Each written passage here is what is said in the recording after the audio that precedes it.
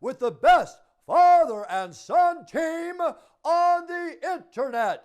It's time for Homie and the Dude. What is up, everyone? This is Homie and the Dude. And we are the Father and Son TTRPG and MMA podcast.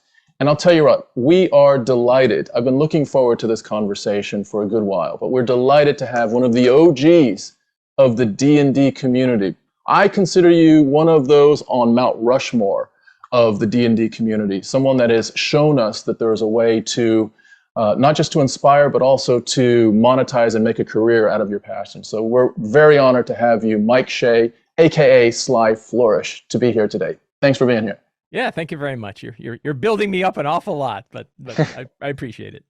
Hey, it's just how we see it, you know. From our end, you know, when Tom and I talk about, you know, and we do often have, you know, conversations after a long week, you know, over a cold cider at a pub, you know, who is our Mount Rushmore of D&D, and, you know, what players would we have at our table if we could, and who would we love to DM for us? And whenever the Rushmore conversation comes up, we always put you up on our list. So it's one that we oh, dude, no, honestly, your content is incredible and has assisted me as a DM, and I think, you know, hundreds of other people, you know, across the world at this point. And actually, do you know what? That does actually lead me into something that I've been kind of thinking about. And, you know, you make these incredible supplements where you give, you know, ideas of how we can minimize prep time, how we can, you know,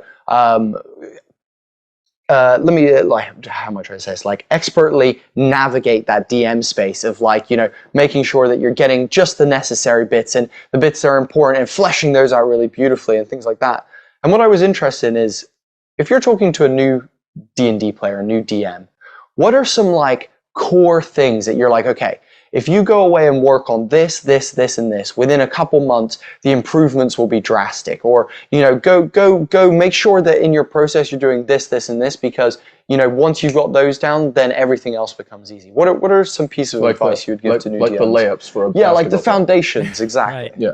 I have a few. I actually wrote an article about this, that you know, like, what are the, you know, out of all of the experiences that I've picked from so many other DMs, all of the different things that I've been trying to bring in, what are the things that, like, you know, you could put down on an index card and hand to somebody, be like, focus on these areas and your game will be better. So pardon me while I read from my own article. But so it's like, let the story unfold at the table. Don't plan a story ahead of time. You can plan the situations, you can plan the circumstances, you can plan locations, you can plan secrets that they're going to discover, all that sort of stuff. But don't expect the game to go in a certain way. Don't build it of, this is the point where the characters are going to get captured by the hobgoblins and taken. They'll have to do, because you're presupposing the story, and it's so much more fun when the story goes whatever direction it's going to go. You know, set up those situations and let the characters navigate them. Be on the character's side, right? You're not the enemy. You're not the bad guy. You aren't the villains. You represent them, and you sort of, you know, manifest them as the game goes. But you're fans of the characters, and you want to watch them do awesome stuff. So trying to build those circumstances and those situations that are going to push them and put them into scenes where they have the options to really be heroes and to show themselves off. They're the focus of the story, and I think sometimes people can lose track of them. The tools that you use should help you improvise during the game. There's many different kinds of tools. There's many computer programs. There's many online tools that we can use. The ones that help you to react to the situation as it goes is way better than the tools that you have to prep ahead of time that have to go a certain way. Yeah. Focus on your next game. Don't worry about the larger campaign. Don't worry about the larger zeitgeist of D&D. Don't think about the giant arc. You've got friends that are coming to your table this week. What are you going to do? What are you going to set up that's going to be fun for that session, right? And the rest will come from that. You know, build your world, your campaign, and your adventures from the characters outwards, right? We call this spiral campaign development. But that idea of, like, you know, instead of building, and everybody wants to do it, because for most of our lives, many of us had not had any good creative outlet. We've had worlds sitting in the back of our heads just waiting for an opportunity to come out. And so this is our opportunity to come out, and we just throw them all out there. We have, here's the 36 gods and the 30,000 year history, and, you know, the 5 continents. And it's like, the characters are in a town right now with problems. What are those problems? What's the town? What's right around them? What's the horizon, and what's maybe one horizon out? Now, I've heard this idea of God, like 3 hexes out, right? Instead of building out an entire map, you only focus on the hex the characters are in, and like one hex that's, one hex and 3 points around them. Yeah. What are in there that they can do? Focus on pacing, and give yourself the tools and the options for pacing an adventure. Things are going to get slow. Do you need to speed them up? Are things too dramatic and too intense? How do you dial it down? Give yourself these dials that you can increase or decrease the pacing and the speed and the feeling of it that you can use during the game. Easy examples of the ideas, like lower the hit points of the monsters when it's time for them to leave the table, right? And, there are things you can do to speed things along so that you don't drag things out, or sometimes you need that little bit of a break, give them an option to go to town and have some conversations instead of getting punched in the face for 4 hours. And, focus on the fiction first and the mechanics second. The mechanics support the fiction, not the other way around. So don't get bound up in all of the mechanics of it. Think about what that means in the world. Don't come up with new subsystems all the time. Oh, I'm going to have a whole system for how to talk to the king and different little gauges and numbers of, the factions the factional increases that you've had with it. Just pretend you're the king and react to what they say and see how it goes. So those are big tips. Those aren't just mine. Those are tips that I've culled and culminated from many, many DMs over the years, many different groups, many books that I've read that seem to be a good focus and have worked well for me and worked well for a lot of other people. That was a very long answer to your question. No, that was a roadmap. If ever I've heard freaking something, like here's the thing. Like, when I came into being a dungeon master, I searched and searched for places where I could get resources to understand my position at the table and what I needed to do and what I needed to bring to the table. And people like Double DM podcast were a really good resource. Your content that you've created was another one, and I've got a few others, as well as also then just watching experts at our craft do their thing and breaking that down and analyzing how and why they've done certain things and stuff like that. I think if anyone were to listen to that is like one of the that was possibly the best piece of like road mapping I've ever heard or seen on the internet or will exist on the internet from this day forward. I think that's like absolutely perfect. And I think, so much of what you mentioned. I wouldn't call it perfect. We'll see. It may evolve over time. 100%. But what I mean though is like it's a perfect way for someone to get into it and understand like the guidelines of what they need to do. And obviously that will change for each DM based on their style. Sure. One thing that I definitely wanted to touch on, because we actually talked about this recently with Roleplay Chat, a gentleman called Matt. And we were talking about the concept of fudging and the concept of fudging, dice fudging, HP fudging, a bunch of different things. And, just this whole back and forth between half of the community being like, if you ever fudge something, you're not a real D&D player. You're breaking the agreement that you have with your players. Sure. Exactly. Versus, the other half that seemed to be, like you said, put the story first. And, if the mechanics don't fit that moment, then make something that does suit it. Make sure that as long as it's not breaking your world or your lore, then you're good to alter rules as you see fit. And, like you said, turning the dials. And I think that's something that I, as a DM, felt lucky to have learned and felt okay with doing early on in my DM career, of being like, you know what? They need to be whooping this player's ass right now, and he's rolling incredibly. So I'm gonna just lower that HP a little bit, and I am gonna alter that because it needs to go a little bit faster. It needs to be a little bit more intense. This combat needs to be a bit more. This is meant to be an important one. And I just wanted to ask, what's your perspective on the half of the community, after just giving that piece of advice, the half of the community that are saying, if you fudge, you're breaking the rules. Like, where's your kind of head on all of that? So I think, one is we all get to make that choice and decide for ourselves.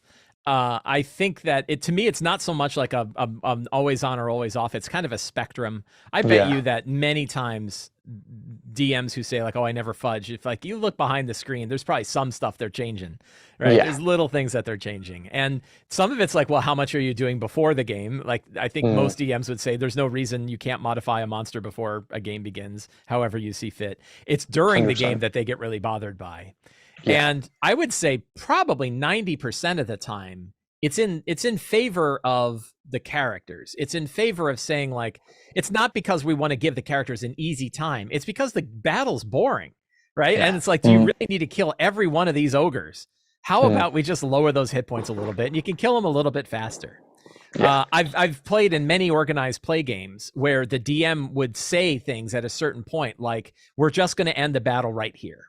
So like you just get to the point where the players are having fun and, you know, managing to kill everything. And the DM has said, okay, well, the threat of this battle is now over and I've got things to do. I've got areas of the game. So I'm just going to end the battle with a smash cut. I'm going to break out a character and say, we're going to end, you guys win. And like, that is just as modifying the game as dialing points down, only it's also lame, right? It also hurts the story because it also, like, you just told me you did it. Instead of just like, give everything 1 hit point, like your next fireball, ogres go flying through the sky, right? Like you can do it in fiction. So I know other DMs who say, like, I don't even track hit points. I just, when a monster has taken enough hits and I feel like it's the right time, I let it die. And I'm not on that side either. Exactly. Right. Not on the, like, hit points don't matter and damage doesn't matter. Like, we are asking our players to roll dice. And, you know, if we're literally just saying, like, I don't know, until you hit a certain number of times, that's completely decided by me, the monster's going to stay on the table. I don't think that's, you know, great either. So I like to think of the dials as having like springs in them, and the spring is on the average, right? If you were to let the dice go, they go to the average, but you can turn them if you want, right? But they got a little resistance to them. It's not the kind of thing you should, I don't know, you should is always a dangerous term. It's not the kind of thing you do all the time. Yeah. And I really want to ask myself, why am I changing this? Am I changing it because this particular monster has far fewer actions compared to the total number of actions that the characters have? So I'm going to give it a few more actions so that it brings a bigger threat to the table. A terrible reason.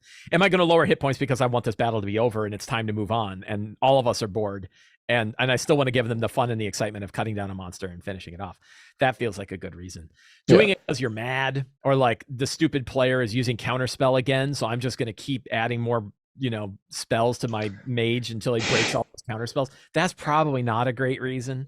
So I think understanding why we're doing what we do is good. The other kind of, you know, arbitrary rule I have is I don't cheat on the dice rolls, but I cheat everywhere else. So, like, you know, when I roll in the open, I don't hide my rolls ever. Not ever. I mean, rarely, and I almost, you know, I'm never strong. Rarely do I cheat on the die roll. Again, I would only like cheat on the die roll if it's like, oh, for crying out loud, I just want this to move on. Or if like a player has been rolling just terribly, or they've been casting spell after spell after spell, and the monsters have been saving every time. Have one of the monsters fail a saving throw, because it just sucks to blow all your spells and not ever get anything. So rare circumstances like that. But most of the time it's like, I'm going to play around with the other dials. I'm going to give monsters more attacks. I'm going to have them do more damage or less damage. I'm going to have them have more or less hit points, or I'm going to add or subtract monsters from the battle. You know, you can't really do that in the battle easily, but you can do it before. Like, how many? Is it 2 or is it 20? How many guys? How many are you fighting? 100%. I love that. That's a great. It's well put. Well, I do too. But here's what I'm noticing in our podcast format today. I have a list of things that are entirely different than your list of things, because you are based on, and this is just who we are. Yeah. You're based on like the creative side of D&D and all that stuff, and I'm on the kind of the mechanics of how do we like take this thing that's our passion and actually bring it into something that we could potentially transform into a career, into a monetized type endeavor. Lucky me, I love both topics. Exactly. Well, before I circle into that other one, I'm going to follow up on what you just said. Go for it. Which is, I have a question about, so the love of the game.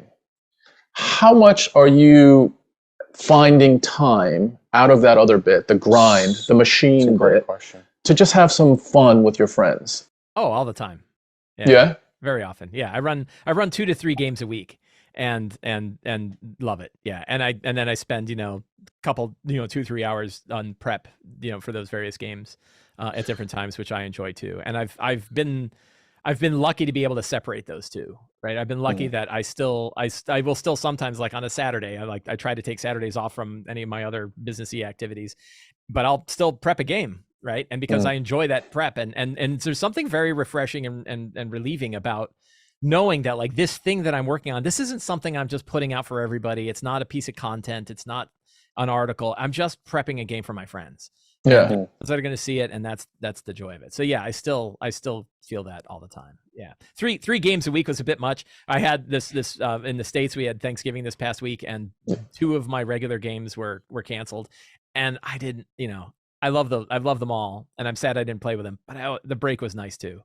Having a couple times where I didn't have to worry about doing my prep and getting all ready was not bad after running multiple weeks of 3 games a week. Yeah. Are you getting to play very much, or are you mainly leading the dance as the DM at this point?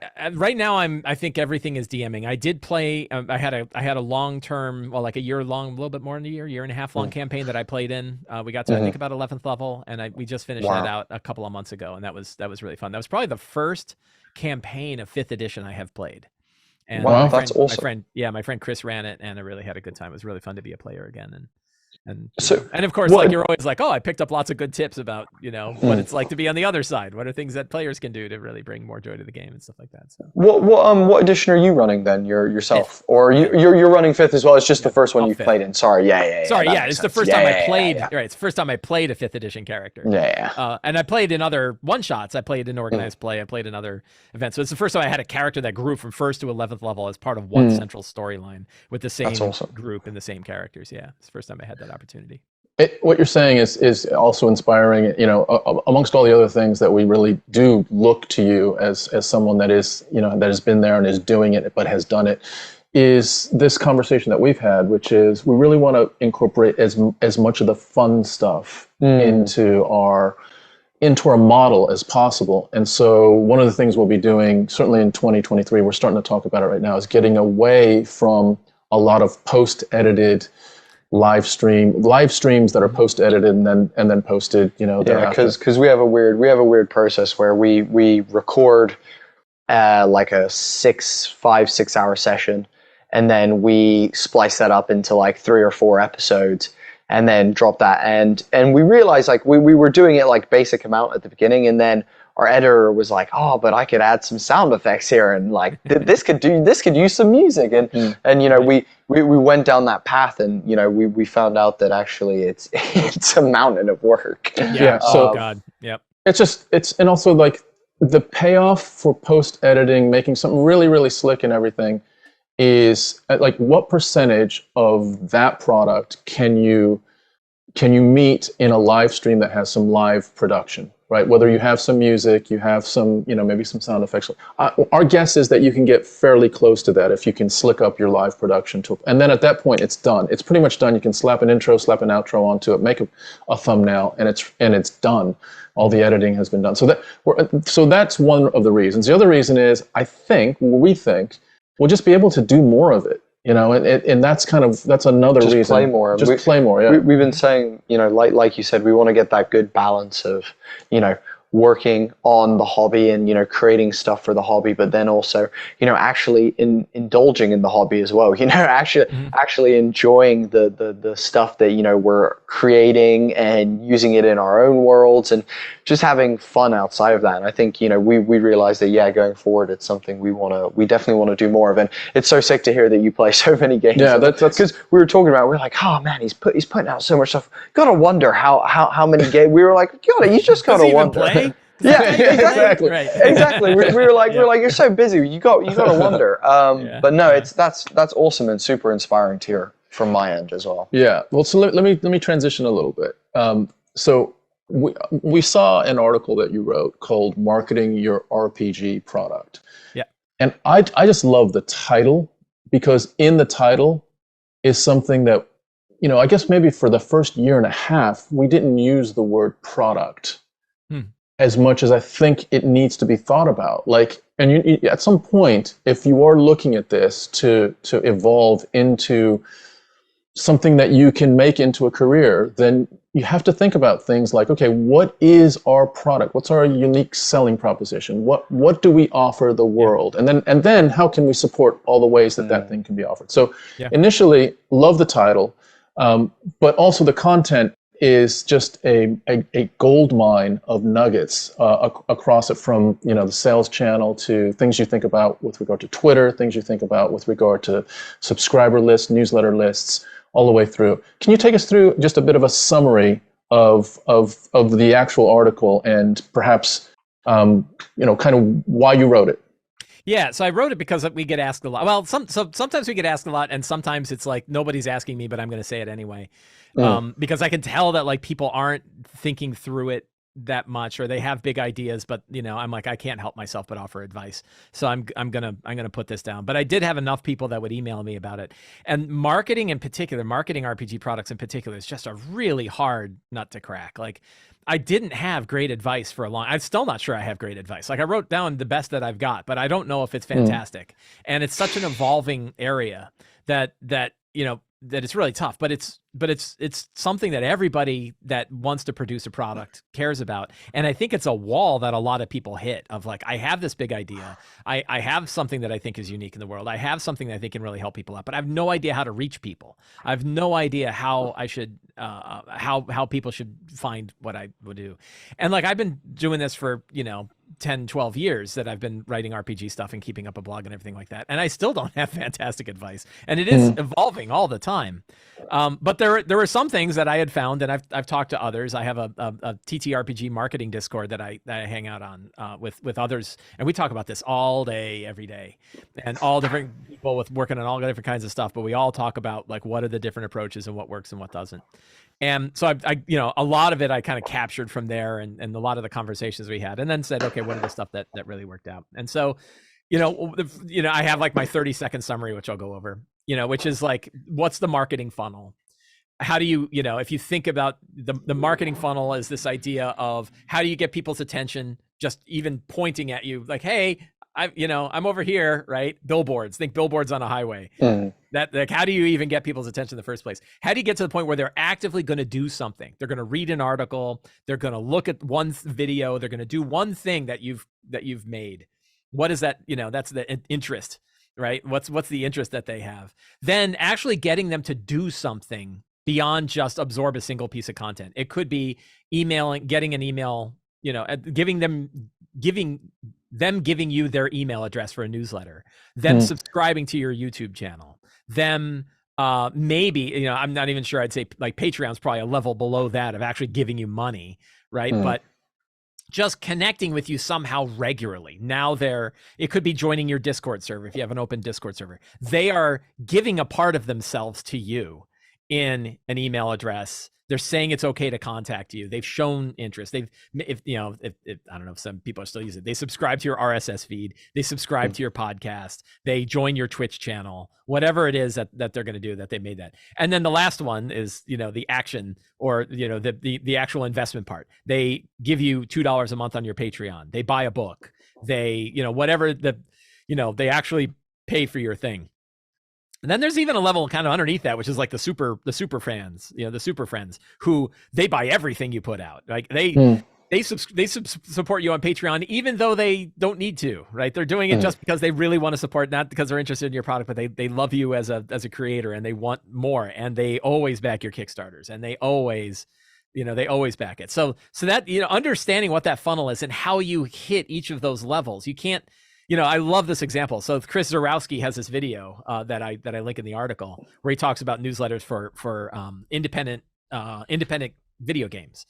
And one of the examples he brings up is like, people love to give crap to Starbucks. Like, why would you pay $5 for a coffee at Starbucks? And what does Starbucks have? And it's like, well, imagine if you're walking down the street and a van crashes into the wall in front of you, and a dude in a mask gets out and says, "Here's my coffee, give me $5." Right? You'd be like, get away from me, right? Like, you're freaking me out. You don't have a relationship with that guy. They've not proven themselves to you as one. Starbucks has spent decades building a relationship of, here's who we are, here's where we are, here's the kind of product we offer. If you pay us $5, you're going to get this kind of coffee. They have spent all the time building that relationship with you. You don't get to just jump in and pretend like, and you hear this, like, why isn't, my RPG product only costs $5 and people will spend $5 on a cup of coffee? How come they won't spend $5 on my RPG product? It's because you're not as reliable as that cup of coffee, right? Like what you made, and they don't know why they should give you that kind of money. So you have to build that relationship. So I talk about the email newsletter as a fantastic marketing platform. There's definitely people who are like, newsletter, what is this, 1960? Like, why are you, I can't believe the newsletter is the social media platform of choice. But I'll tell you, and we could talk all day about Twitter, that, this is a good example where like your newsletter is your own. Your subscribers to your newsletter are your own. If you decide you want to move from MailChimp to another provider, you can move your list with you and not lose that relationship. That is a direct relationship you have with a customer. And I can tell you, monetarily, it's like 10 to 30 times more valuable than Twitter, right? As a relationship that you can build up. Something that I found that I didn't really read about or hear about, but I kind of discovered on my own, and it makes sense. It makes sense when you think about it, is that there really isn't a top and a bottom to your funnel. That even though we talked about that, like billboard down to superfan, the reality is sometimes the bottom of your funnel is actually the top of your funnel. And the example is more people find my Patreon because they bought my books already than they do from other avenues where I'm paying or I'm trying to advertise to them, right? That sometimes, I got something like 40% of my email list subscribers came from my Kickstarter. And you're like, wait a minute, I built the newsletter so I could promote Kickstarters when they happen. But I'm building the newsletter from Kickstarter. So insane. Creating this like inside box where like once they come in, they bounce around inside the box and they hit all of your stuff. Subscribers to my YouTube channel found out about my YouTube channel because they're like, oh, you're the guy that wrote Return of the Lazy Dungeon Master. And it's like, well, yeah, but I was trying to get you to buy it. Well, I already did. Right. Oh, okay. Good, right? So and sometimes the funnel can flip, and that's weird, right? But it's great. It also means that that the stuff you're providing is useful in these other areas. Thanks for watching this episode. We really appreciate you supporting Homie and the Dude. Please hit us with the Holy Trinity, like our Facebook page, subscribe to the YouTube channel, and follow us on Instagram. Just search @Homie and the Dude. It all really helps.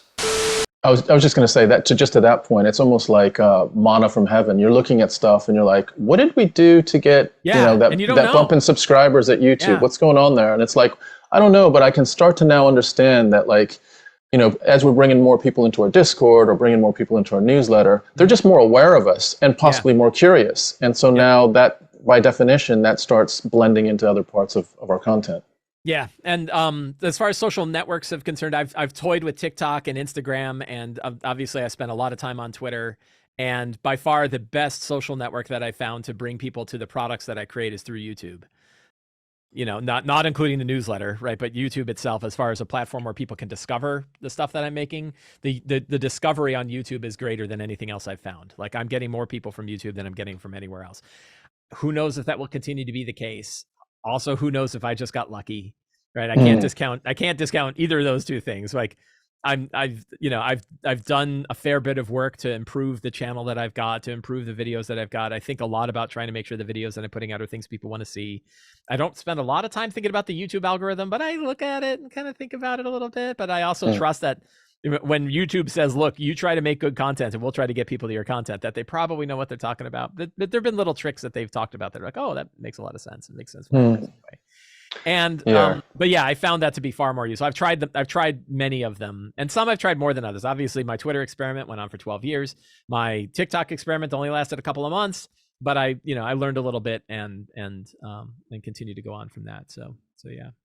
Do you know, it's super interesting because, for us on our end, we have been building many different social platforms. Like, we started with Facebook, and with Facebook, the growth came on Facebook from when we did our MMA content, like our UFC stuff. And so, and through ads, and probably cheap ads that brought, casuals that maybe had one interest in one event but didn't really care about us. Exactly. And so those numbers again you said, Twitter, you mentioned in the article and other time you spoke to us, Twitter at this point is almost useless. The amount of people that see your a couple of months ago, it was useless. Now it's even worse.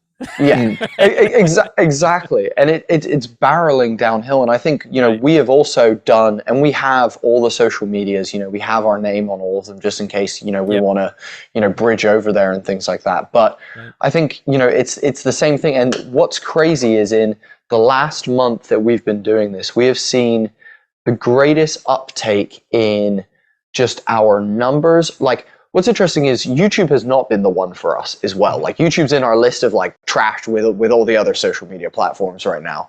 And what's interesting, since we have begun pushing our newsletter, and you know, our method is kind of crazy. We go about our newsletter procurement in a kind of crazy way, where we're pretty much doing door-to-door sales as opposed to, you know, any sort of mass thing. We're straight up, you know, going in forums and talking to people and, you know, getting people who we think are, you know, going to be interested in this, you know, and bringing them in and messaging them and reaching out to, you know, people that we do now have on Twitter and stuff like that, and reaching out and asking, you know, whether they'd like to be a part of it. And I think in that time, we've seen the biggest uptake in just subscribers for no reason. Like we have not like done anything different on YouTube. We've not posted, and suddenly now that we're building this newsletter, and more specifically, I think the Discord, it has like that has just begun drip feeding. Like we've been watching just subscribers just like dropping in, and I think, you know, we first of all, like, I think that there was a misunderstanding that we had somewhere along the way, and I think and a lot of people have this misunderstanding. So I'm glad we've gone through this, but also for me, I wish we'd learned this 2 years ago. And that was like, we have been focused on, you know, building the numbers, making sure that, you know, people are seeing our content, and we've been less focused on the engagement, on the cultivating a quality audience instead of, you know, a large audience. Right. And we were going in our heads, you know, if it's going to be 10% of the people are going to click yes, then let's make sure that 10% is massive because the numbers are big. And that's not the case at all. It's so much better to have people who care about what you're doing, who want to talk about stuff, who, you know, are appreciative of the space that you create and the stuff that you do and things like that. And I think that's something that, you know, we're beginning to get our heads around. You know, we literally said today, we're like, you know, we have kind of come to a point similar as you have. We're like, what is the point in posting content to engage with people on Twitter when not only do we not get the impressions, but we also don't get the engagements? There's no point.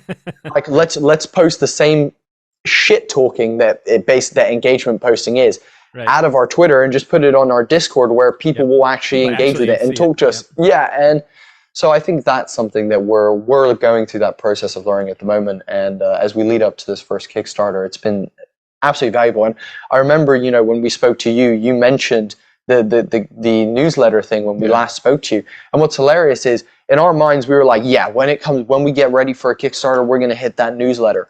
We didn't realize that we should have just been doing the newsletter irregardless. Forget about like that was just something that we just completely stepped over. And, you know, again, since then, it's been leaps and bounds better, leaps and bounds. Yeah, it's been a big change for us.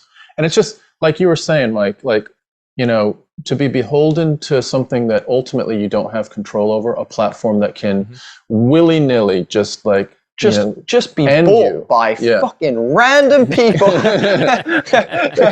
You know, if you've invested, like, to have as much control of your own content, your own destiny is where it's kind of where it's at, right? And so, like you said, with the newsletter, I can export that to different places. We can, you know, at some point we can even change our entire model and we can go some other place. But we've earned this list of people that have said, you know what, we want to learn more from you guys. As opposed to Twitter, where it's just it's so frustrating. The thing that I worry about isn't so much like what happened with Twitter, as I'm not immune in other areas. So I brought up that YouTube is a big platform, but like it could happen with YouTube as well. Like it could, you know, I think like, you know, it's not likely Elon Musk is going to buy YouTube, but it's likely that they might say, you know what, we're not crazy about how people are clicking out of YouTube and going to websites, and we're going to start, you know, making that harder to do, which is what many of the social media platforms have done. And now suddenly I'm not getting the audience from YouTube that I used to get, because everything turned into YouTube shorts, and the only interaction you have in the YouTube short is going to the next short, not clicking an email, not checking a newsletter, not reading a book, nothing else. And YouTube could do that, and it might be in YouTube's best interest to do that, and I don't have any control over that at all. Amazon, right? They like, you know, on the order, I'm going to make a number up, but it's not too far off. Like 30% of the income that I get, it comes from Amazon, and Amazon's not a great company either. You know, they could certainly, and they could go in different directions that would be bad, but I can't just pull the plug on that without pain, without a severe amount of pain. There are other platforms where I owe a good deal. Patreon, right? My Patreon is now very successful. I'm very happy with where it's going. But there are people who hate Patreon. There are people who really don't like the platform. They don't like it for whatever reason. And, would I lose people? No, but I can't. It would be much harder for me to say I'm leaving Patreon and moving to another platform without losing a lot of people and income, right? So those are, I always go with like, oh, stepping away from Twitter was easy because I wasn't making anything from Twitter anyway. So, and that's true. Like I'm never going to hide behind that fact, right? It's very easy to have a moral high ground when you're not really that high off the ground. So, yeah. Well, I just want to. okay. Can I just say something real quick? Yeah, go for and it. then you go for it. Yeah, go for it. Just to the audience, and especially the audience that really, really puts a lot of effort and passion into growing your Twitter audience. Mike, can you repeat what you've just said, which is, can you tell us how many people you have as followers on Twitter and where you are right now with your commitment to Twitter going forward? Because this is huge to me. So I have 46,000 followers on Twitter, and it's taken me 12 years to build that up over time. And I can't get myself to delete the account, but I've stopped posting there completely.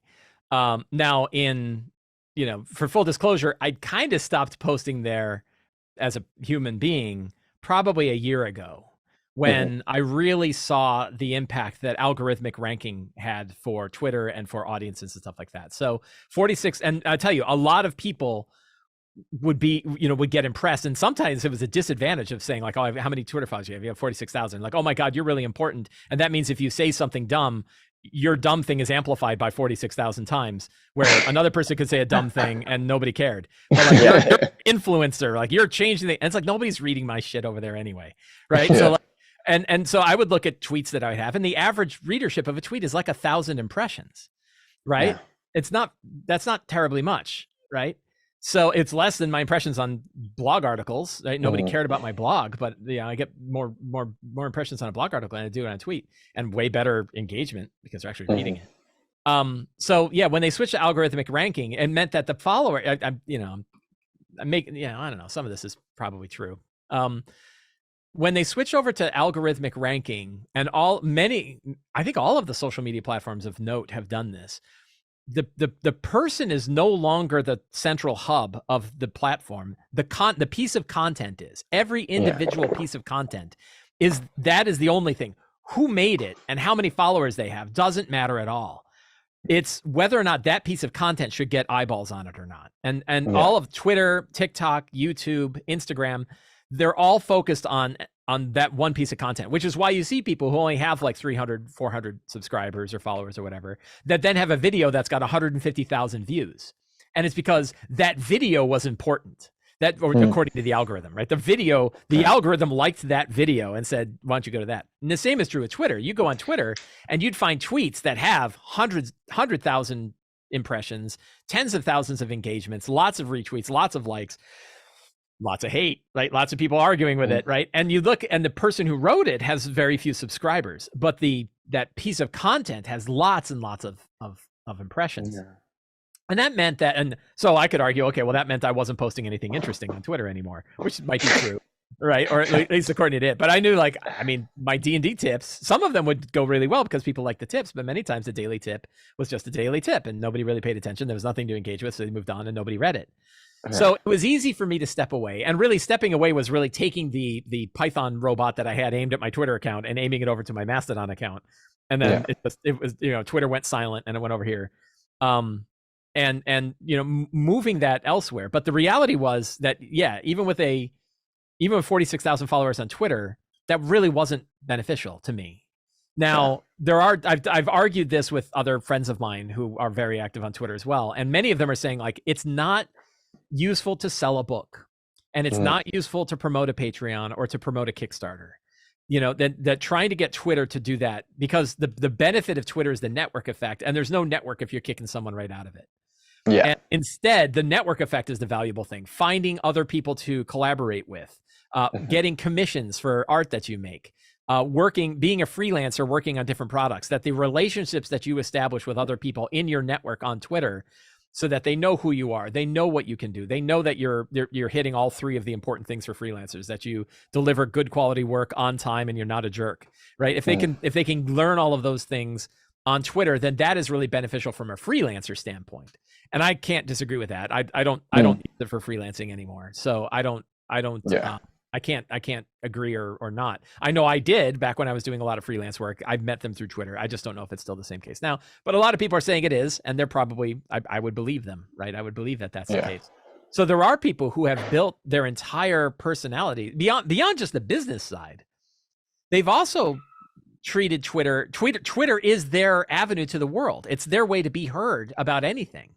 And many times these are people who don't have a voice anywhere else, that they don't have the option to speak out elsewhere, and they would lose that voice completely if they just walked away from the platform. And it's really unfortunate the platform's going the way that it's going, and that they have to do that. But many marginalized voices only really exist on Twitter, and they don't have those voices elsewhere. I don't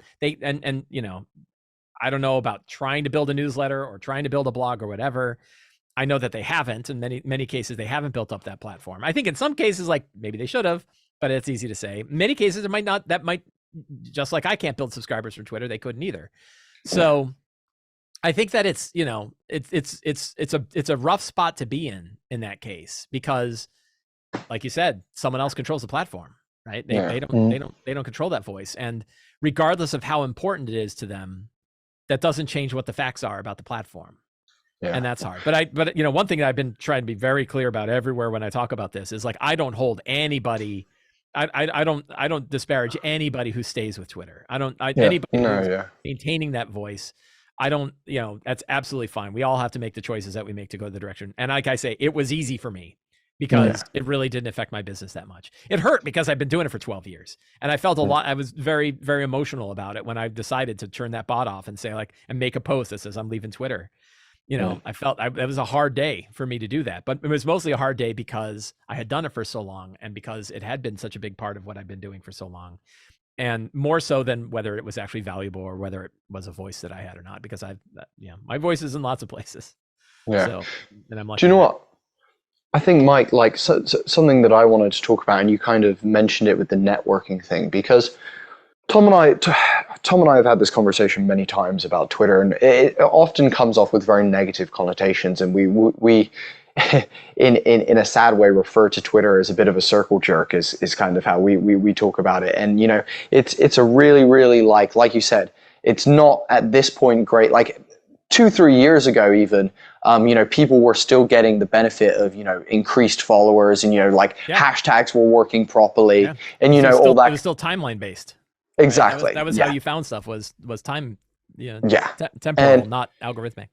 Yeah, and so it was, it was in a better place, but it seems like as well, not only have we had this crash of algorithm, crash of just all this other stuff within the actual, social media itself, but something that Tom and I have kind of been exploring and thinking about is it feels like a good proportion of the people that we have on Twitter, that we interact with, I'm not sure if you follow this same kind of a situation, are other creators and other people who, are out here, in some way clawing at the sand like we are, trying to make something of ourselves.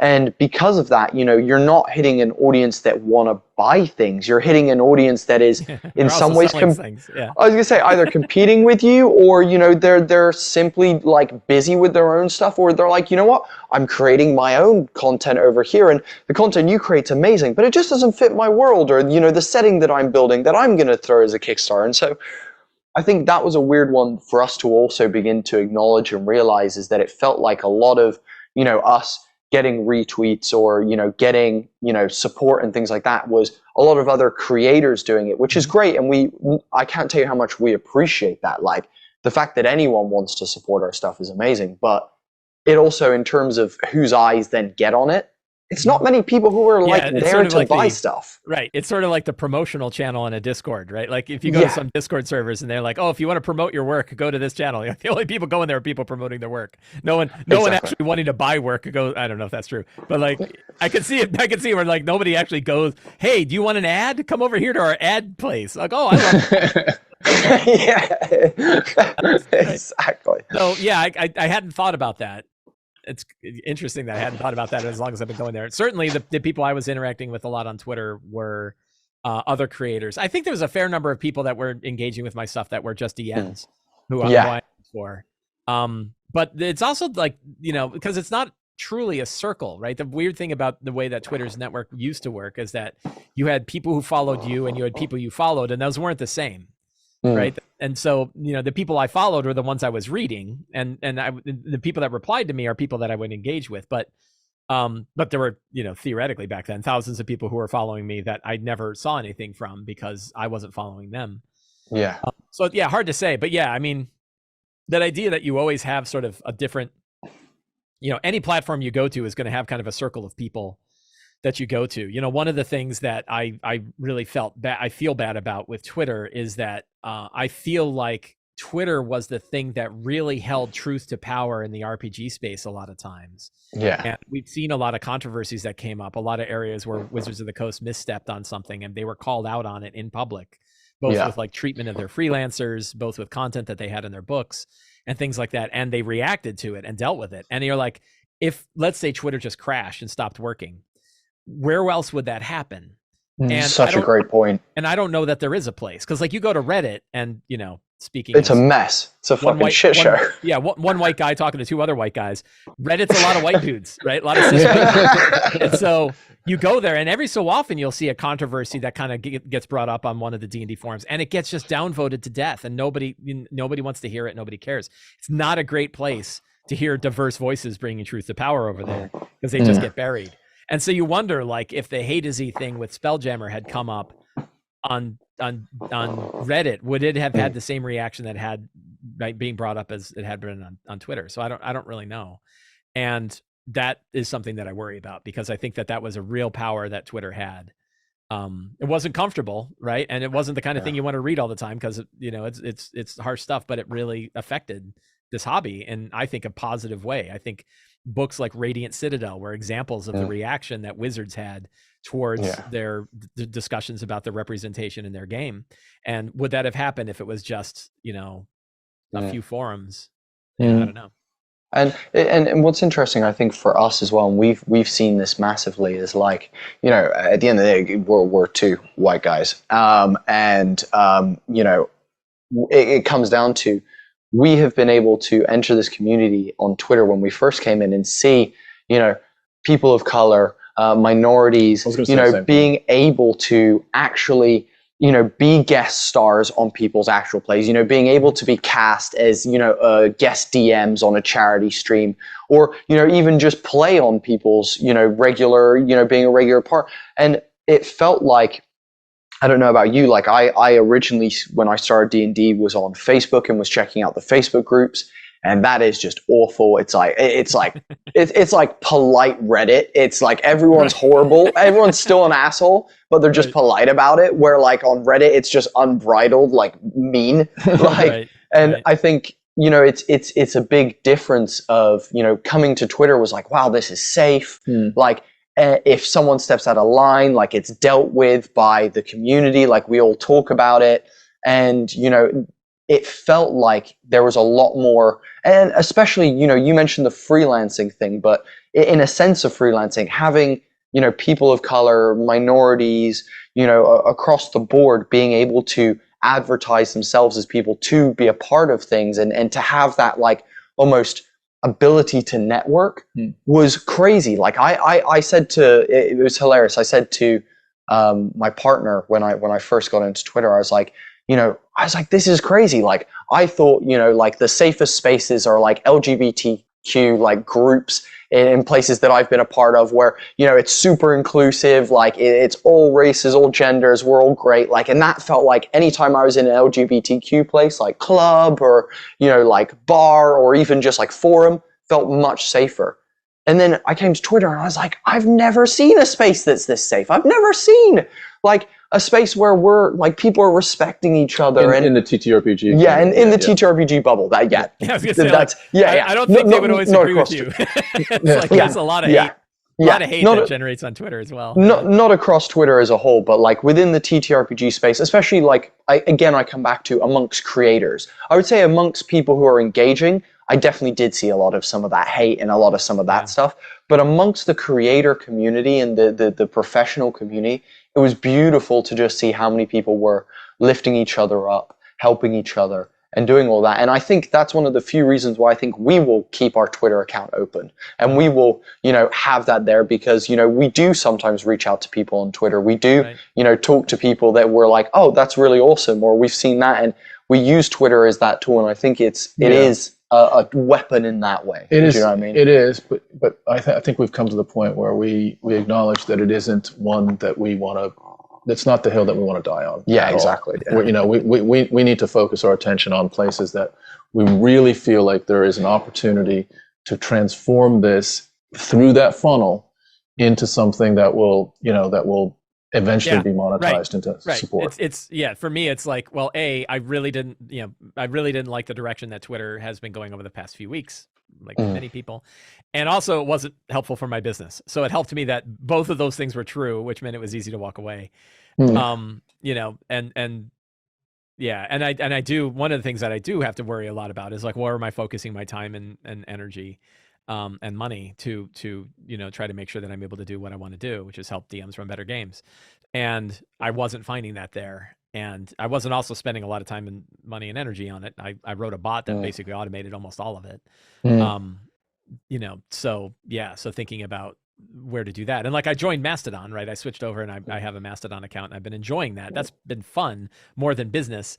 And I said like, I'm not going to promote it. Like I'm not going to, bother to be like, oh, go follow me on Mastodon. Cause it's like, nah, I'd rather you subscribe to my newsletter. Like if you're going to do anything, but it's fun to play with, and it was I liked it because I could write a bot in one day that did all the stuff that I was doing on Twitter. But and it's fun to kind of watch it build up the same way that Twitter built up, where it's like, oh look, I only have a couple of hundred followers now, and I can say things and not get 200 people yelling at me about being wrong. So it's nice. Not that happened because I didn't get any engagement on Twitter either. But it's been nice to have that kind of new opportunity. But yeah, that where do we focus our time and attention? That's it. Is pretty important. Yeah. When no one's telling us, right? We're all running our own show and we have to research it and figure out what's right. That's really kind of where our headspace is these days. So let's talk about it. So Bodhi mentioned that our strategy has been with growing our newsletter and our Discord has been really kind of guerrilla marketing. It's very labor intensive. It's going out there, knocking on doors on the platforms, by the way, and just and centralizing a theme that we are. So currently we're building out an airship combat system overlay for Kickstarter that's going to be for 5e and eventually for 1D&D going forward. Right. And we can talk about 1D&D here in a second. But with that theme, we're reaching out and knocking on doors and saying, hey, you've mentioned that you like something kind of like this. What do you think about this? And if they say yes, then we go through a series of, finally until we get them to a close, which takes them to the newsletter. That has seemed to be working really well for us, but it is super labor intensive. We've gotten up to, I think we got 800-900 people on our newsletter, and we clip forward to, 25 to 50 every week or two that are coming through on that. But the conversion is super, super it's about 20 to 1 that actually convert, I think, or maybe 10 to 1 of those cold calls. What's your strategy? Or maybe let's say this. What was your strategy? Because you're now in a whole different place than a lot of people watching this. So what was your strategy early on? I don't think I've ever had a strategy, and I don't think I have one now. Okay. And it's such a different, like every path that people take in this crazy industry of ours is unique. And I think for me to build up an email newsletter was easier because I already had these other platforms that I could use to kind of draw people to the newsletter. So Twitter wasn't great, but it wasn't zero, right? It wasn't nobody. So like for me to automate a system that said, 2 or 3 times a week would say, if you like the work that I do, come subscribe to the newsletter and you get a free PDF generator, yada, yada, yada. And, and it would bring in a handful of people. Same with YouTube. I can't look at YouTube and be like, well, it's pretty, I'm happy with it. Like it's, 5,000-6,000 views on any video that I put out at any given time. And those convert pretty well to email subscribers and Patreon, patrons and book sales and everything else. So, but how did I get there? And I'm like, I don't know, like, I don't know that I have a good way of like, oh, here's how to build up a good YouTube video, right? Or a good YouTube channel. There's a million YouTube videos you can go watch that claim they know how, that usually like make something people want to hear about, right? And so that's hard to say. Getting people to the newsletter is it's that hard part of the funnel. And I don't have a good strategy other than keep trying different things. Like try things and measure things, right? So try to find a way so that I can see how did somebody get there, and then try out different stuff. So like I said, I did a 2-month TikTok experiment, right? 3 videos a week for TikTok that we're also trying to push subscribers, and that had basically 0 conversion, right? Like nobody from TikTok really came over. I tried Instagram. I tried doing short videos in Instagram to see that. I did shorts on YouTube to try to see if that. And the interesting thing I discovered is that none of the metrics that I use for newsletter, Patreon, or my books, which are really like the 3 bottom parts of my funnel, none of those increased, even though I would get some cases 20, 30,000 views on I think I got one that was like 80 or 90,000 views on a TikTok video, which is way higher than I get on anything else, 10 times higher. And yet no blip on the no blip on the lines of savage subscribers anywhere else, which meant like, okay, well, that's probably not worth the time, right? Like at least it appeared like I'm not gonna cross it off the list completely, but it's like I'm probably not gonna focus on that right now. I will instead focus on the videos where I can see that there is an increase in subscribers that are coming there. But part of it is also like there's like a flywheel on this, and the more the flywheel spins, the inertia pulls it. So it feels like, I don't have any data to back this up, but it feels like doing that guerrilla stuff. I do it on Reddit because I like to go to the Reddit DM Academy and just answer questions in the DM Academy. And a lot of time the answers to the questions are, I wrote an article about this. Go check out my blog. And the reality is the blog also has a pop-up that says subscribe to my newsletter. So they go to the blog, they read the article, they like it, they see subscribe, they go, I like this guy, I'll subscribe. And I get subscriptions that way. That the more you do it, the more of the guerrilla marketing that you do, it builds an inertia. And then eventually that inertia is pulling more people in too. So it gets to be bigger and bigger and bigger. And I brought up that like the best number of subscribers I got to my newsletter was due to a Kickstarter that I ran, right? And so the Kickstarter brought people in, and I'm like, what's the value? And like, they already paid money, right? They already bought it. They already got the thing that I was hoping to get it. But it was like 40% of my email subscribers came from that one Kickstarter, and it was a lot. It's 4,000 people. So I got a tremendous number of subscribers, and I was like, that was pretty powerful. I think one thing that I think about is like, which platforms help draw people to your content, whatever it is. I hate the word content, but I don't have a better word. Your stuff. We use the word stuff. Platforms bring people to your stuff that you wouldn't otherwise get. Yeah. And the example is like DriveThruRPG. So DriveThruRPG, you could put a product up on there, and you can advertise it. You can put out on your newsletter, hey, I have a product on DriveThruRPG, go look at it. But DriveThruRPG also has a front page. They also have a deal of the day. They also have sort of other, hey, if you like this, you might like this. They have ways to bring people to your product that you don't drive on your own.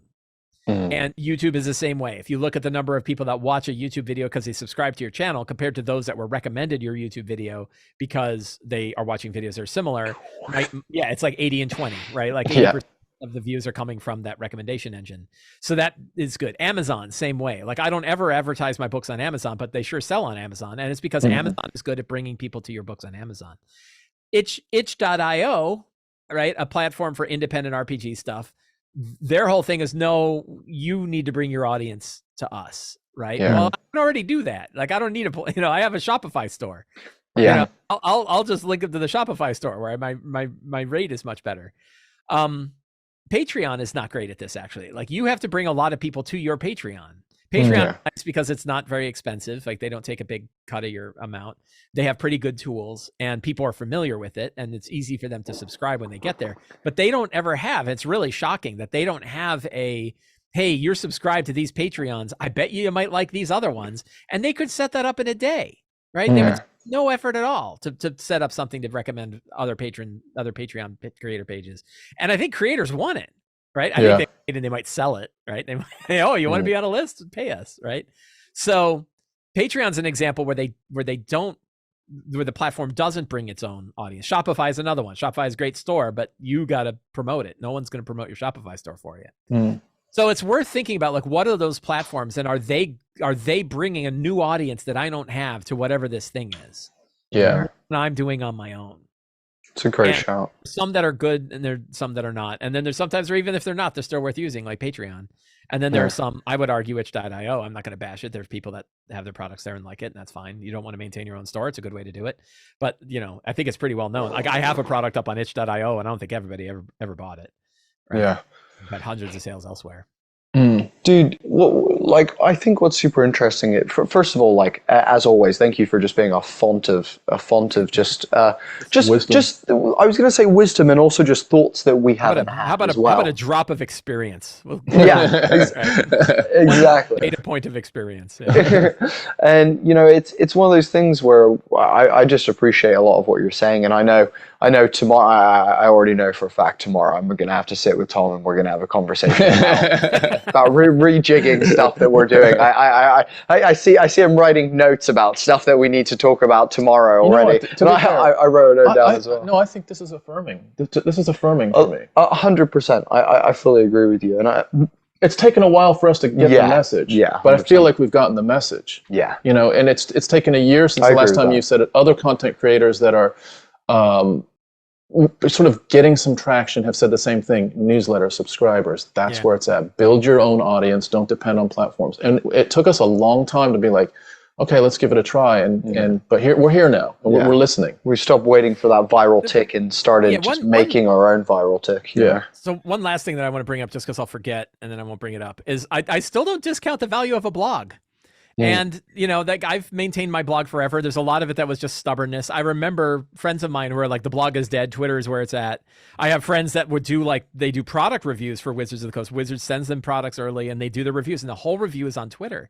And it's like, why are you giving the value of that to Twitter? Like, put that on your blog, and then you get Google searches. And the Google, you know, people will search on Google, and it might not be many. Like, my numbers aren't through the roof on my blog. But they bring in subscribers, right? People go in, they read an article, try to aim my article so that every article is unique on its own. Again, thinking about that idea that the content is the thing that's important, not the network. And that helps a lot. And I'll tell you, and then, you know, the other one, and we all hate it, but like the email pop-up form on a blog works. I I don't like using it, but it's like 40% of subscribers are coming in from that, and I'm not going to cut that off, right? So even though many people, I always immediately can't click that X button fast enough to get that thing off my site.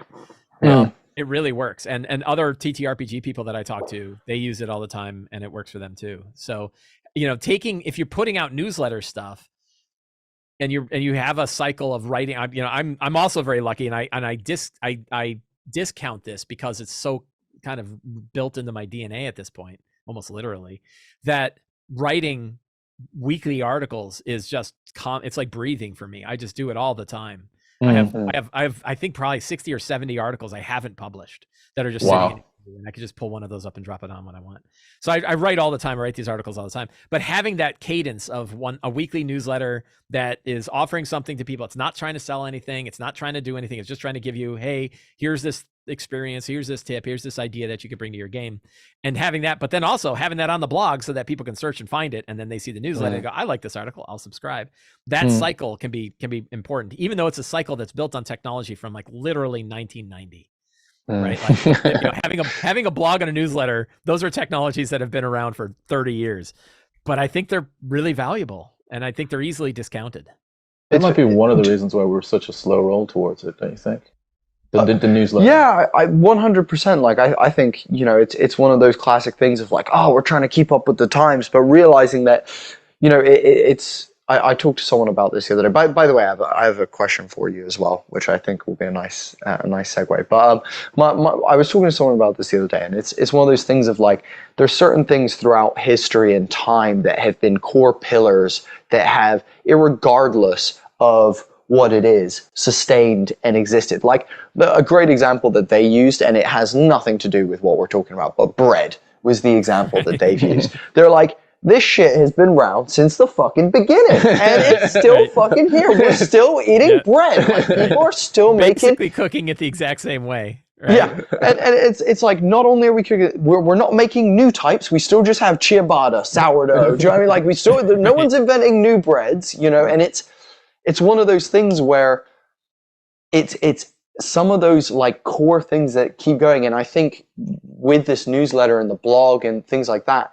because the creators of those and the people who started all of that and got that ball rolling aren't now these new people who, like Elon Musk or anyone else who's running a social media or thinking about that, are trying to tweak to stay up to date with the times. The moment TikTok happened, suddenly Instagram has Reels, suddenly YouTube has Shorts, suddenly Twitter has the ability to do video. And it's like they're all trying to like compete with each other by twisting dials, and what it's losing is what it was originally there for. And I think because the people that are making the blogs, that are making the forums, that are making, like all those classic things, it's the reason why Reddit, you think, how is Reddit sustained? It's a place of like almost like ridiculous toxicity in a lot of areas.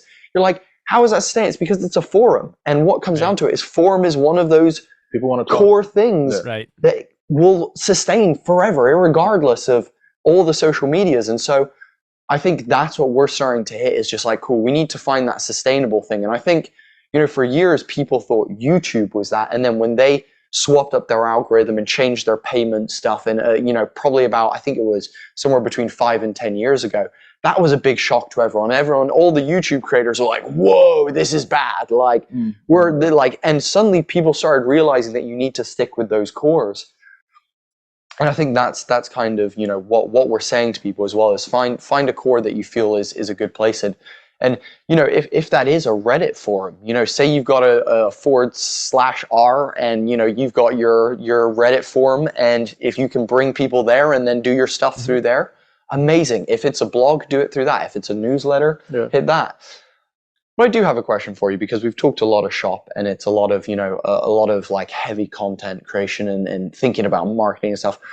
What are you at the moment inspired about creating? Like, I know you're making your videos where you're doing like tips, you're doing these awesome, like videos about, how to do your game in this way, showing you DM prepping for things, and that's really great. But is there anything at the moment where you're like, I'm hyped about this next book that I'm writing, or this supplement I'm working on is the cat's pajamas, and I'm super, super excited about that. What's driving you at the moment in terms of creativity? Yeah, number one is a project I'm working on called the City of Arches. The City of Arches is a city source book that I've been working on pieces at a time now for probably a year, and have been delivering to Sly Flourish patrons. So they get a few new pages of it every month. And it has been this ever expanding source book that's really built to be like, from the ground up, a place fueled for D&D adventures, the kind of place that you would go to for D&D adventures. So either common problems or common situations that you sort of have to work your way around are sort of wired into this. The example is, if you pick up a book like Monsters of the Multiverse, there's like 46 character races in there. And a lot of people are like, well, how in the hell do you have a place with 46 character races? Like, you go into a bar and you see a lizard man, and you see, a hawk person and a half elemental. And so I built the City of Arches so that, no, it makes sense why you would have this cosmopolitan, any of these races make sense, because people are coming from all over the multiverse into this one city, and not knowing how they got there and not knowing why. And it's not all the time, but it's a frequent enough that people are coming in. It's also like a super layered city built on top of old ruins. So there's always options for adventure. There's always places to go.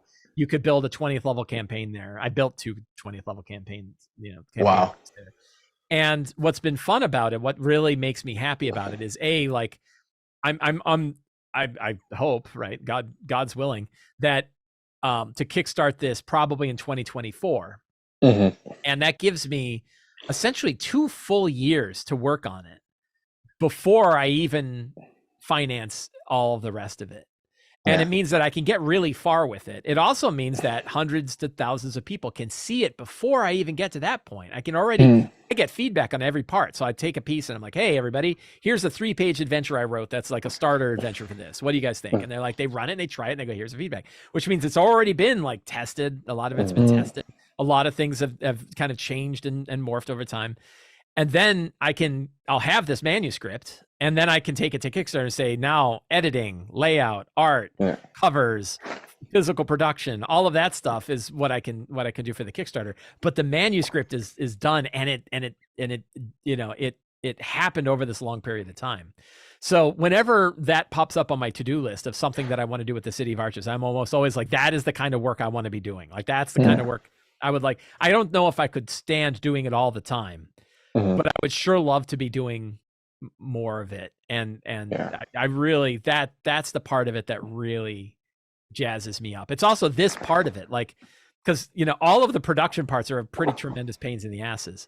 So the initial creative part, and like for Return, like, when I wrote Return of the Lazy Dungeon Master, I wrote the book in, I think, 4 weeks, right? I had a 4-week, I took a sabbatical from my day job, and all I did was write and read. I read books about DMing and I wrote about DMing, and then I had a manuscript, and it was glorious. It was one of my happiest times in my life. I'd be able to go to a park, walk around the park, go to the local coffee shop, write for a couple hours.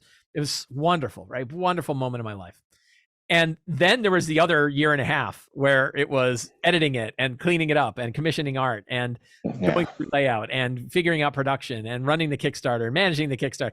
All that is like a pretty big pain in the ass. But I'm like stubborn enough that I don't want to hand that off to anybody else. Like, I don't want to just write a book and then sell it to a publisher and then make 15%. I want to own, I want to own the book from top to bottom. And like, I know every piece of art. I wrote every art commission. Every little piece of those books I had something to do with, but it's not the fun part, right? That production part is definitely not the fun part.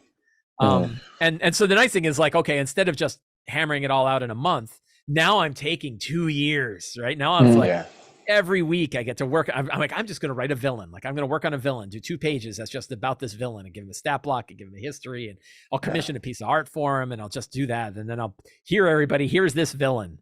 Right. And that product, I think, has brought a lot of people to the Patreon because they're eager to see it. Right. They're like, oh, that sounds really cool. I show it off on my YouTube show. They see it. Oh, that's cool. I want that. And they're like, wow. And his Patreon's only $2. Hell yeah. I'll put in $2 for that. And then they stay because they're like, this is great. I can't wait to see what I get next month. And then they love it. Can I ask a question? Because it's something we've been kind of toying with and just like thinking about, and I'd really love to know what your perspective is on that. So you talked about, releasing little bits of this to your community and dropping little bits and, giving them, sections of the manuscript and stuff as you're working on it. How much does the whole like people stealing ideas, copyright issue play a factor in your mind? Like, how much, or in some cases, what like precautions have you put in place when you do release these to your Patreon? Obviously you want this to be part of a Kickstarter down the road.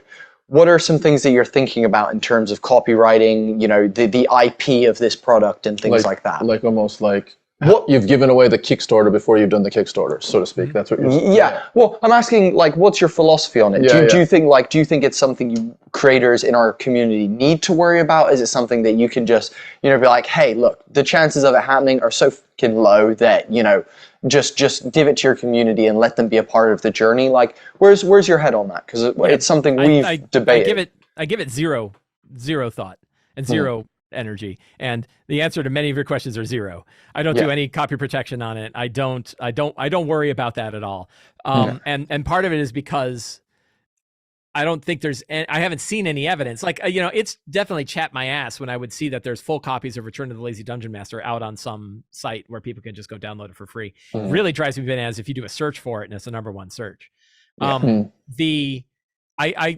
I've always been, as long as I've been writing, I've always been of the impression that I want to help the people who are legitimately coming for my stuff more than I want to hurt the people who aren't. So, anytime I try to put copy protection in place, I'm making it harder for the people who legitimately bought it. And I don't want to do that. I want to be able to just give people a URL and they can go get it. And I've done this as far back as the Kickstarters that I ran. Yeah. I've done this as much as possible. I don't worry. Is it truly zero? No, but it's of all of the, if I have my giant stack of stuff that I worry about, it's really close to the bottom. Because and part of it is because I haven't seen it hurt me financially. Right. I doubt that, like, oh, if you could go get it. I mean, like, one of the things which is true about the Patreon, I'm almost nervous to bring it up, but it's true, is like nothing to stop you from joining the Patreon for $2, going and downloading it and then leaving. Right. Yeah. And you got everything that everybody's been paying for the last 2 years. You got $2. And I do think about it because I think my Patreon is probably underpriced, but I'm nervous about raising it. Right. I don't, because you kind of do something like that, you could break a model that seems to be working, and I'm always apprehensive. So I'm like, And I also know it's going to be a Kickstarter, and I'm hoping that the Kickstarter does well, which means I'm not too worried about the fact that it wasn't too expensive as part of the Patreon, because it's also going to be, a lot of people are going to buy it twice, right? A lot of people are going to buy the original one for Patreon, and they're going to buy the finished version, But as far as like stealing ideas, I'm not worried about it. There's definitely things where I forget. I had a little funny bit that was inside my book, and I saw it in another big published work. And I don't think it was stolen. Like, I don't think they took it from me, and I know I didn't take it from them. I think just sometimes ideas come up that are good ideas, and they just happen to manifest. Luckily, it was small enough in a product that's going to be old enough by the time it comes out. I don't think anybody's going to even notice. But like, I noticed. I was like, look at that. It's almost exactly the same. And some of it's like just ideas sort of gravitate towards certain areas. But I'm not worried. Like, I don't think anybody's going to come. I'm also not big enough that anybody worry about it. Nobody's going to come and steal a bunch of ideas from my thing and run with it. That is then going to have such an impact that it's going to eclipse the thing that I'm doing. I've never really worried. So just to follow up on that, and again, this is us asking questions for the audience, but also for ourselves. What about like with like artwork? So let's say this 2-year journey, you're releasing the villain, and there's the artwork for them, and you're releasing this monster, and there's this, and you're releasing this city and this map and all this other stuff. Right. Is it the same with all of it? Like with whatever the content is that you're paying for or creating, to eventually putting be like in a the Sly Flourish watermark in the corner, or anything like that? No. You're just putting it out there, and basically what the Kickstarter is. I mean, it's still copywritten, right? Like, it's got a copyright page, and it's illegal to steal the art, right? And it says it talks about where I got the art from. So a lot of the art that's in the current version of the City of Arches is licensed. Art that I that was under an open license, or not open license, but open on a license that I was able to use. But then a couple of pieces I commissioned directly. So all the maps that are in it are commissioned directly. I've got a new map that I just commissioned, and they're expensive, right? They're not these they cost money, but the Patreon's paying for them. The amount coming from Patreon pays for the art. And so it has a copyright page, but like, I don't watermark the art. And if it showed up elsewhere, I don't know how I'd feel about it. It's like, and is it stealing from the work? I don't know. Well, I guess what I'm picturing is like, I was licensing the art and I saw it being used for stuff. Yeah. I'd be upset. And maybe the artists are upset, but they're like, hey, I got paid from Mike, so I don't care. So I don't. Yeah. I almost picture it like it's like the Kickstarter itself is, so leading up to the Kickstarter is all the breadcrumbs of content along the way. And now you've put all that breadcrumbs together in a nicely formed cake. Yeah. Right. Everything is in order. Everything is the way it's supposed to be. All of the art's going to be redone for the Kickstarter. Yeah. Because like, one of the things is like the Patreon version is pure black and white, and the final book will almost certainly be color. So the funny bit is I will be paying for some of the art twice. Like, I'm going to be paying for a black and white version, and I'm going to be paying for a color version. I'll probably include the black and white stuff in the Kickstarter because people might like the black and white version themselves. Okay. But my plan is that I will be like, the map will be recommissioned, the internal art will be recommissioned, all this stuff. Like, that's what the Kickstarter is going to pay for, is all that, right? And it hasn't been edited. Like, one thing is I'm putting it out there and I go over it a bunch of times and I get feedback from people like, hey, this doesn't make any sense. But I also it has not been through my formal editor, right? And so that the Kickstarter is going to pay for formal editing and all. Yeah, that makes sense. Yeah, the black and white thing is interesting. So the work that you're putting out now for the City of Arches is in the artwork part of it is a version, let's say a less complete version. It's of almost what will yeah. be- It's not quite concept art, right? Mm. But it's kind of like concept art. It's kind of like, you know, I mean, at the end of this, the Patreon is still going to have the original version, Mm. you know, and we'll still have that going on. Should Yeah. I can wait a second. Oh no, you're okay. No, go for it. Go all for right. it. So yeah, the it's almost like concept art, but at the end of it, the people on Patreon will have a pretty formal product because they'll have all of the stuff that's in there. And just like the nice thing is I've already done this. I did this for the Lazy DMs Companion. That the Lazy DMs Companion has a formal book. You go buy it. It's got a PDF that's all edited and clean. But there's also the original one, which was called Sly Flourish's Uncovered Secrets, that has a lot of the same material. And that's the one that patrons have been working on. And that's still available to patrons. Okay. So, but it's not, you know, like I know I would rather have the final version. You know? But yeah, they'll always have that version around. So Yeah. And that model Super has interesting. that model worked really, really well for the Lazy DMs Companion. I think it was a much stronger product for going through that cycle, and you know, it helped me a lot. It helped me promote my Patreon and then a Kickstarter, so that really helped. And so doing it again with City of Arches so far has been great on all fronts. Like patrons are happy. You know, the people that have gotten it really like it. People are running campaigns in it already. You know, and I get to work on it at my own pace at a you know, with picking up new ideas over a long period of time rather than trying to hammer everything out at once. And then I get to turn it into a nice big formal book when I reach the end. Oh yeah. We talked about 1D&D. Yeah. And you know, there's a lot of, I guess, speculation out there on what Wizards is doing. Are they tightening the noose? Are they getting a little bit more, you know, interested in the third party development revenue streams that seem to have, you know, certainly on one level, if you look at some third party Kickstarters, there's some incredible successes out there. Mhm. I'm sure in some, you know, conference room somewhere, the Wizards are looking at that and saying, Working on their next spell. Where's our 30%? exactly. So what, you know, again, we don't know as far as the OGL exactly how that's all going to play out, but from your perspective, how concerned or worried are you if there is some sort of significant modification to that? I would say probably on like a scale of 1 to 10, probably a 4. Right. Yeah. On my worried meter, but maybe even less. I could talk myself down from a 4. Concerned with it, like I'm paying a lot of attention to it.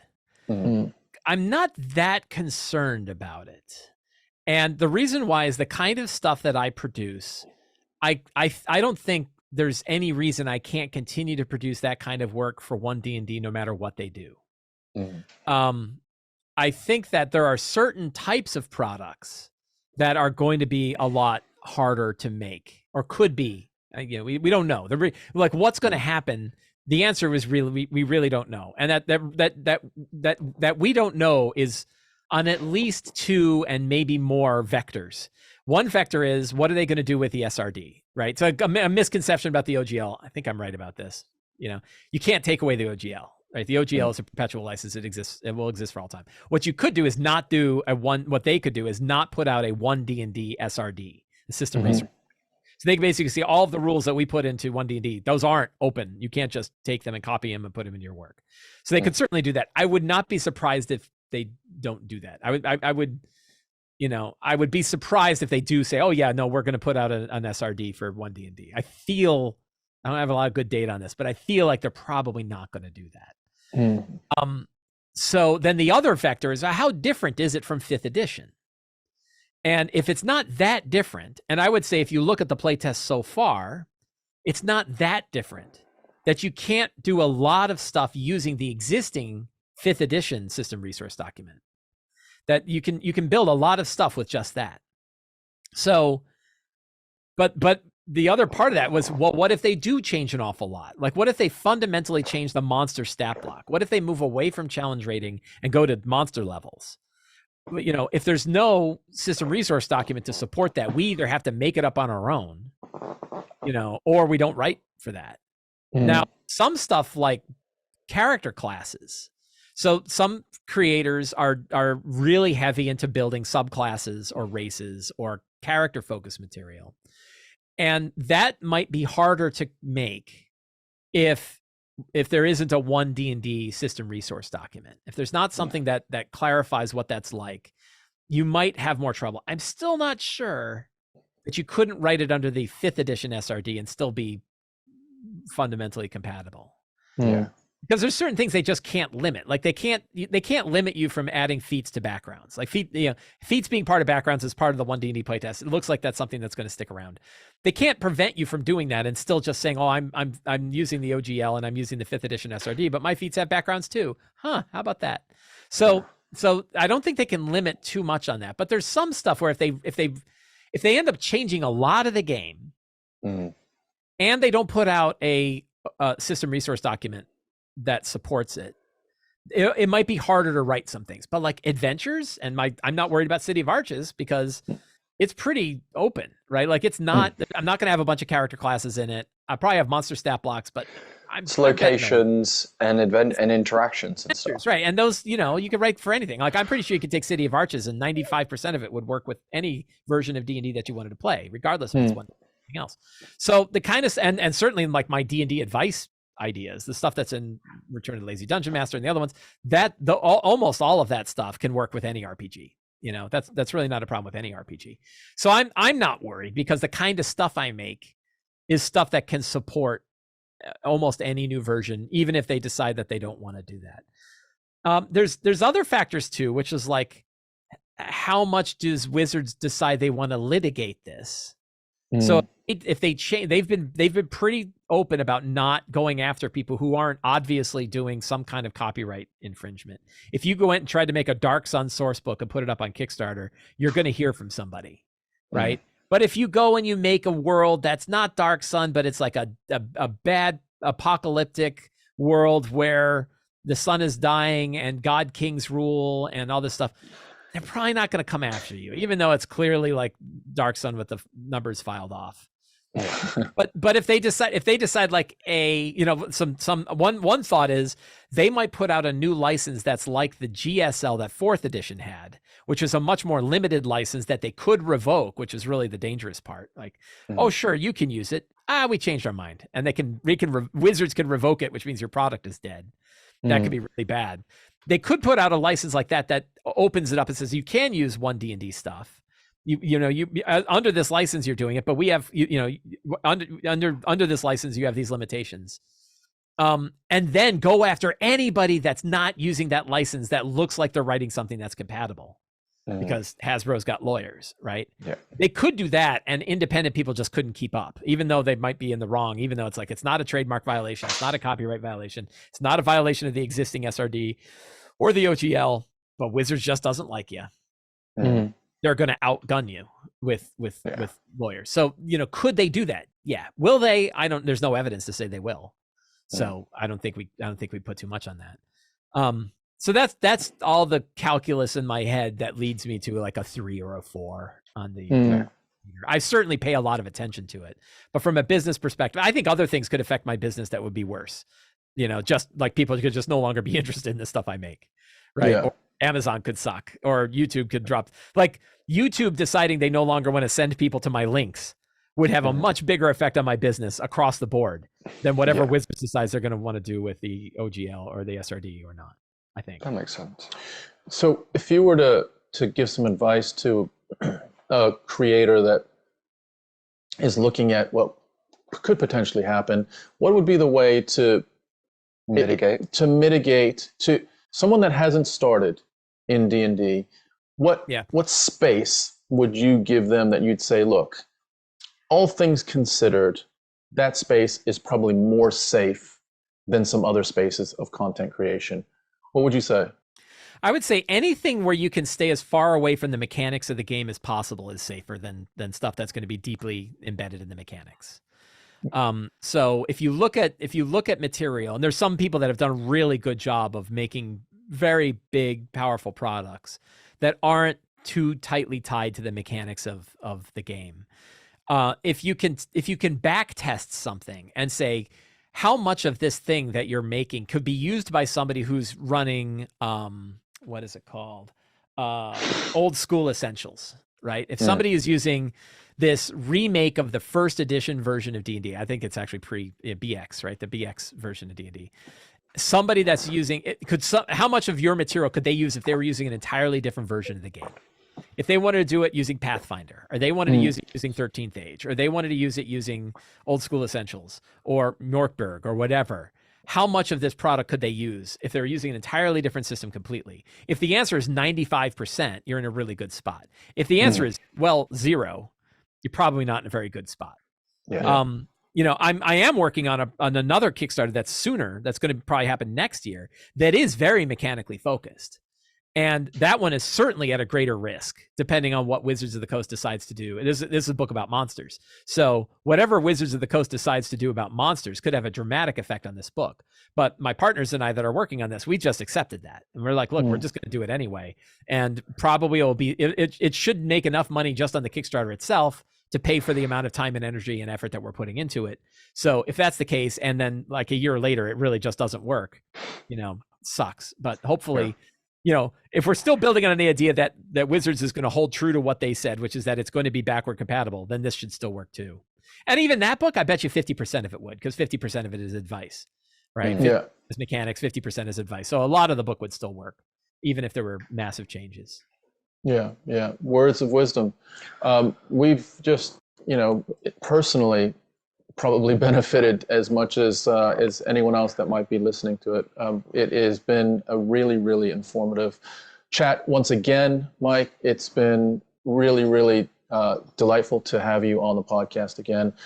We really feel like, I don't know, like it's almost like we're hitting above our, you know, our pay grade a little bit, or fighting above our weight class by having you on the show. But we really appreciate your time, and you are an inspiration to us. We are continually looking to tweak our own stuff to get to a place where 8, 9, 10, 11 years down the road, we can have a similar journey as you've had. So thank you for coming on the show. Yeah, you know, my wife is just gonna hear this. Her eyes are just gonna be rolling the whole time. Not helping. She's like, you're not helping his inflated ego. No, this is great. I love talking about this stuff. I'm always happy to do it. And I really love being on your show before, and I was really excited to be able to do it again. So it's been a great joy of mine. So thank you. Hey, Awesome. we would love to have you keep coming back, and then we'll make it a weekly thing. I can't commit to that. But dude, Probably you can't either. No, it's true.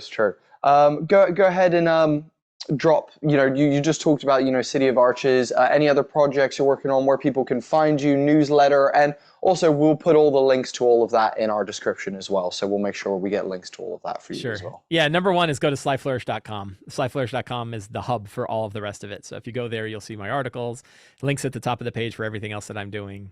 You know, the main avenues, as we're all talking about these engines that we've got, main avenues are the Patreon, the newsletter, my YouTube channel, my podcast, and my books. But all the links for those are across the top of the page, so you can find them all there. And if you really want to help me out, you don't want to spend anything at all, the newsletter, subscribing to the newsletter is the best way you can go. And I won't abuse your email address. Yeah. That's absolutely amazing. And for us here at Homie and the Dude, you guys know we've got our actual play live stream called The Sky Realm, set in a world of floating islands, which we are absolutely loving. We're getting into some thick story now. Yeah. It's getting wild. So if you guys are interested in that, go check that out. Otherwise, we do have our Discord server where there's over 400 people who are interacting in there, who are a bunch of creators, bunch of fans.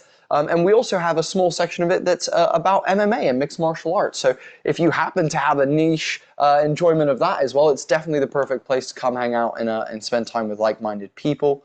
As well as that, it's a safe space, you know, with all this Twitter shit going down. It's a safe, inclusive space where you can come and, you know, express opinions, share your thoughts, and definitely come and find your people. Other than that, we also have a newsletter, our newsletter of holding, which we do once every 2 weeks. You can find that. We have a bunch of stuff in there, behind the scenes content. We do giveaways every now and then of our family-made dice that we create. We also give you free D&D supplements, whether it be an awesome fleshed out NPC, a badass battle map, or a kick-ass item that you could give to one of your players. Great place to get all of that. And like Mike said, it's completely free of charge. So if you want to help us out, it's a real great way to do so, and we really appreciate it. But other than that, we've been Homie and the Dude, father and son, TTRPG and MMA team. Thank you, Mike, for tuning in, and thank you everyone else for being amazing people. Keep enjoying life and be good to everyone around you. Have a nice day. Right, we'll catch you in the next one. Thanks, Later. guys. Hey guys, thank you so much for watching Homie and the Dude today. We hope you enjoyed this video. If you did, please hit us with the Holy Trinity. Go follow us on Twitter, subscribe to the YouTube channel, and like the Facebook. It's the best way that you can help us out at the moment. Hope you have an awesome day. Thanks for watching, guys.